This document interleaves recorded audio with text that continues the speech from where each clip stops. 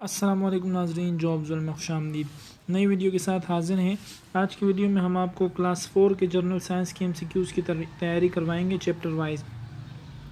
तो ये chapter number 1 के MCQs जो हैं वो यहाँ से शुरू हो रहे हैं। चैप्टर नंबर 1 आपके पास आवर बॉडी है, तो इसकी तैयारी शुरू करते हैं। और जो दोस्त हमारे पास नए हैं वो बाकी वीडियोस जो हैं वो चैनल पे जाके देख सकते हैं। इस वीडियो के नीचे मैं उन वीडियोस का लिंक दे दूंगा। जनरल नॉलेज और साइंस की कुछ MCQs इससे पहले भी शेयर कर चुके हैं, तो वो आप जाके देख सकते हैं। तो वीडियो की तरफ बढ़ते हैं। चैप्टर नंबर 1 आवर बॉडी है और इसके फर्स्ट चैप्टर के MCQs हैं। Which is central control system of the body.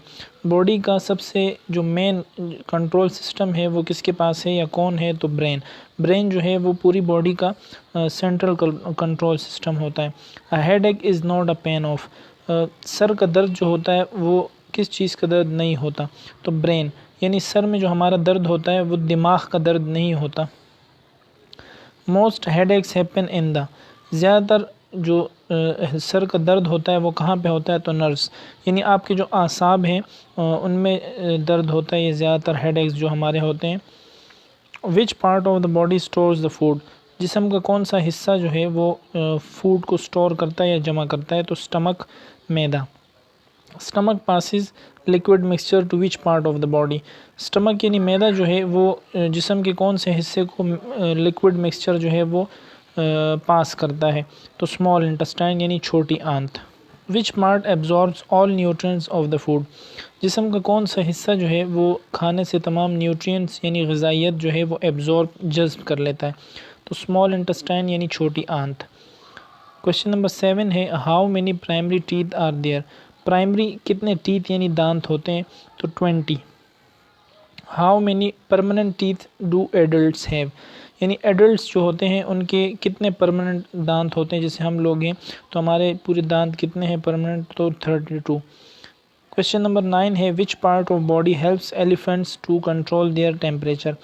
हाथियों की बॉडी का कौन सा हिस्सा उनके टेम्परेचर को कंट्रोल करने में उनकी मदद करता है? तो इसमें जो करेक्ट ऑप्शन है वो है एयर्स, यानी उनके कान।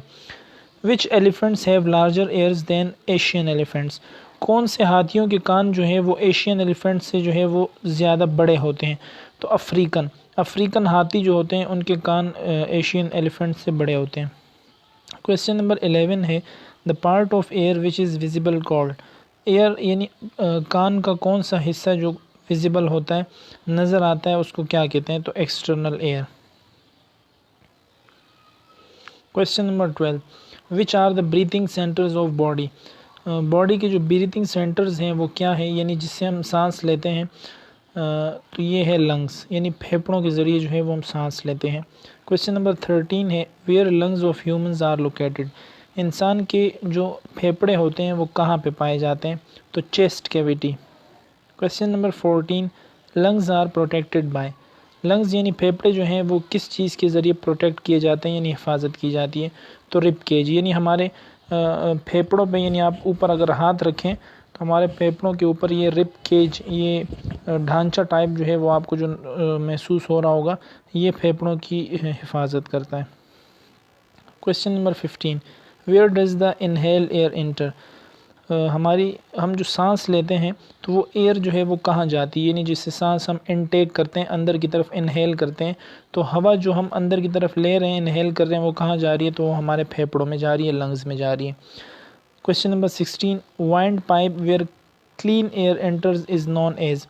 वाइंड पाइप यानी एक पाइप जो है जहाँ पे साफ़ हवा एंटर होती है उसको क्या कहते हैं? तो trachea. In how many small tubes trachea is divided. Trachea यानी आप अपने गले पे हाथ रख के महसूस करें तो आपके गले से नीचे तक ये एक पाइप जो है वो जा रहा है, इसको ट्रेकिया कहते हैं। ये नाली, सांस की नाली जिसके ज़रिए हम सांस ले रहे हैं। तो ये नेक्स्ट क्वेश्चन है in how many small tubes trachea is divided. Trachea जो है वो फिर कितनी स्मॉल ट्यूब्स में डिवाइड किया गया है? तो 2 जो है 2 ट्यूब्स में डिवाइड हो जाता है, ब्रोंकियल ट्यूब जिसे कहते हैं। क्वेश्चन नंबर 18 है each bronchial tube is join with. तो फिर वो जो 2 ट्यूब जिसमें ट्रेकिया डिवाइड है वो किससे जुड़ी हुई होती हैं? तो दोनों लंग्स से जाके जुड़ी हुई होती हैं, यानी एक सीधा जो है वो ट्रेकिया जो है वो पाइप आता है, वो फिर 2 में डिवाइड हो जाता है। इसकी शेप मैं आपको यहाँ ड्रॉ करके दे देता हूँ, ये आप देख सकते हैं। ये एक सीधा जो है वो पाइप है और ये फिर 2 में डिवाइड हो जाता है और दोनों लंग्स के ज़रिए लंग्स के साथ अटैच हो जाता है। Question number 19, asthma is main disorder of. Asthma की बीमारी जो आपने है वो सुनी होगी, जिसमें सांस का मसला होता है, तो वो किस चीज़ का मसला होता है, तो लंग्स यानी यही फेफड़ों का मसला होता है। Question number 20, which is the pumping station of the body. Body का पंपिंग स्टेशन किसे कहते हैं, तो आपको पता है हार्ट को कहते हैं। हार्ट जो है वो पूरे जिस्म में ब्लड जो है वो पंप करता है, सप्लाई करता है। Question number 21, the average human heart beats about how many times in a minute. इंसानी दिल जो है वो 1 मिनट में कितनी दफ़ा धड़कता है, नॉर्मल तो 72। जब आप कोई वर्जिश या कोई काम करते हैं सख्त, तो फिर आपकी हार्ट बीट तेज़ हो जाती है, तो वो अलग वो फिर ज़्यादा 100 तक चला जाता है शायद। यहाँ नॉर्मल की बात हो रही है, तो नॉर्मल या एवरेज की बात हो रही है, तो 72। How many bones are there in a human body, तो ये तो आप सबको ही पता होगा कि इंसानी जिस्म में 206 हड्डियाँ होती हैं। Places where 2 bones meet are called, जहाँ पे 2 हड्डियाँ मिल जाती हैं आपस में, उस जगह को क्या कहते हैं, तो जॉइंट्स। क्वेश्चन नंबर 24 है outer layer of the body is called. Body की जो आउटर लेयर होती है वो क्या कहलाती है, तो स्किन, यानी हमारी बॉडी का जो ऊपरी हिस्सा है वो जिल्द या स्किन कहलाता है। 25 है largest outer part of body is. Body का जो बाहरी सबसे बड़ा हिस्सा है वो कौन सा है, तो स्किन ही है सबसे बड़ा हिस्सा। What is thickness of human skin. Human skin की थिकनेस यानी चौड़ाई कितनी होती है, तो वो मिलीमीटर्स में है, 2 मिलीमीटर्स, यानी 2 मिलीमीटर जो है वो चौड़ाई होती है इंसानी जिल्द की। 27 है the part of body that gives U shape is. जिस्म यानी बॉडी का कौन सा पार्ट जो है आपके बॉडी को शेप देता है, तो ये तो पता ही होगा आपको, स्केलेटन, यानी हमारा जो ढांचा है। यहाँ पे स्केलेटन यानी स्पेलिंग में थोड़ी सी मिस्टेक है, SKELETON होता है। स्केलेटन यानी हमारा जो ढांचा होता है, ये हमारी बॉडी को शेप देता है। तो चैप्टर नंबर 2 के MCQs यहाँ से स्टार्ट है। चैप्टर नंबर 2 हमारे पास है characteristics and needs of living things. तो क्वेश्चन नंबर 28 है the characteristics that an organism inherits from its parents are called, यानी वो खुसूसियात जो कोई भी ऑर्गेनिज्म अपने पेरेंट्स से लेता है वो क्या कहलाती हैं, तो traits. Question number 29, life cycle of butterfly is. Butterfly का लाइफ साइकिल क्या कहलाता है, तो eggs, larva, pupa, adult.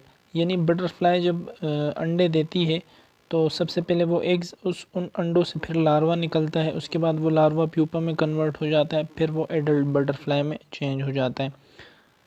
Question number 30, larva of butterfly is also called. Butterfly का जो लार्वा है वो क्या कहलाता है, तो कैटरपिलर भी कहते हैं उसको। बटरफ्लाई का जो लार्वा है उसको कैटरपिलर भी कहते हैं। और ये साथ साथ आप डायग्राम्स जो है वो देखते जाएं, ये आपके पास लार्वा और बटरफ्लाई और कैटरपिलर और इन चीज़ों की तस्वीरें भी मैं साथ साथ देता जा रहा हूँ, तो आपको ये सही से समझ में आ जाएगा। Pupa of butterfly is also called. Pupa को जो है वो क्या कहते हैं, तो क्रिसेलिस जो है वो प्यूपा को कहते हैं। क्वेश्चन नंबर 32 है life cycle of frog is.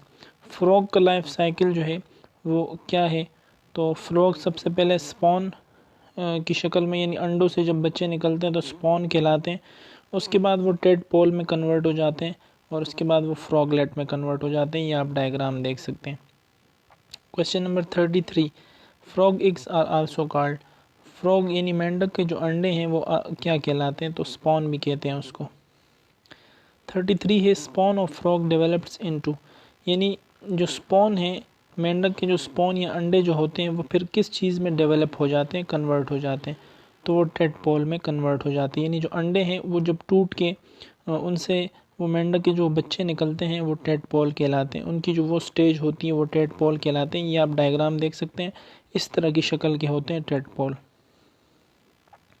Tadpole develops into, उसके बाद वो टेडपोल जो होते हैं, ये जो हमने आपको ऊपर दिखा दिए, ये फिर किस शक्ल में कन्वर्ट हो जाते हैं, तो ये फ्रॉगलेट की शक्ल में कन्वर्ट हो जाते हैं। ये देखें, ये आपके पास चैप्टर नंबर 2 के MCQs थे। अब यहाँ से चैप्टर नंबर 3 के MCQ स्टार्ट हो रहे हैं, food and health. Which are the major source of quick energy for body, यानी कौन सा मेजर सोर्स है जिससे हम क्विक एनर्जी हासिल कर सकती है हमारी बॉडी, तो carbohydrates. Question number 36, which are main source of body growth, कौन सा जो है वो सबसे मेन सोर्स है बॉडी ग्रोथ को, बॉडी बढ़ने के लिए, तो minerals. 37, which main sources protect body from diseases, कौन सी मेन सोर्स है जो बॉडी को बीमारियों से बचाती है? तो vitamins. 38 vitamins are mainly found in, vitamins जो है वो आम तौर पर कहाँ पाए जाते हैं, किस चीज़ में पाए जाते हैं? तो फ्रूट्स एंड वेजिटेबल्स, यानी फल और सब्जियां जो हैं वो उनमें आम तौर से विटामिन पाए जाते हैं। 38 minerals are mainly found in, minerals कहाँ पाए जाते हैं? तो सी फूड, यानी मछली वगैरह जो है ये सी फूड जो होता है इसमें मिनरल्स पाए जाते हैं। Question number 39 what do milk, meat, eggs and pulses provide, यानी दूध, गोश्त, अंडे और दालें जो है ये हमें क्या देती हैं? तो प्रोटीन्स देती हैं ये हमें। क्वेश्चन नंबर 40 है fats are found in, fats जो है वो किस चीज़ में पाया जाता है? तो oil, butter and margarine. Question number 41 vitamin A prevents disease called, vitamin A कौन सी बीमारी से हमें बचाता है? तो नाइट ब्लाइंडनेस, यानी रात में ना दिखाई देना, इससे हमें विटामिन ए जो है वो बचाता है। Vitamin B complex prevent disease called, vitamin B जो है वो कौन सी बीमारी से बचाता है? तो बेरी। Question number 43 which vitamin strengths immune system, कौन सा विटामिन जो है वो इम्यून सिस्टम को स्ट्रॉन्ग करता है? तो विटामिन सी। ये आजकल ये चीज़ बहुत ज़्यादा चल रही है, इम्यून सिस्टम, आपको पता होगा कोरोना वाला मसला जो है, तो इम्यून सिस्टम जो है उसके लिए विटामिन सी जो है वो इम्यून सिस्टम को मजबूत करता है। क्वेश्चन नंबर 44 है विटामिन सी प्रिवेंट्स अ डिसीज़ कॉल्ड, विटामिन सी जो है वो कौन सी बीमारी से बचाता है? तो scurvy. 45 which vitamin strengths bones and teeth, कौन सा विटामिन जो है वो हड्डियों को और दांतों को मजबूत करता है? तो vitamin D.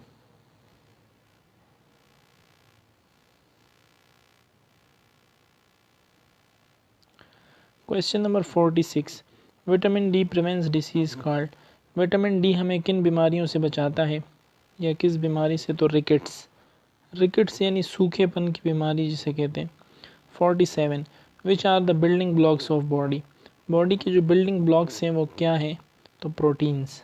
Flash of body is made up of, body का जो फ्लैश होता है वो किस चीज़ से मिलकर बना होता है? यानी गोश्त, तो प्रोटीन से। What makes the red blood cells, क्या चीज़ जो है वो रेड ब्लड सेल बनाते हैं? तो आयरन।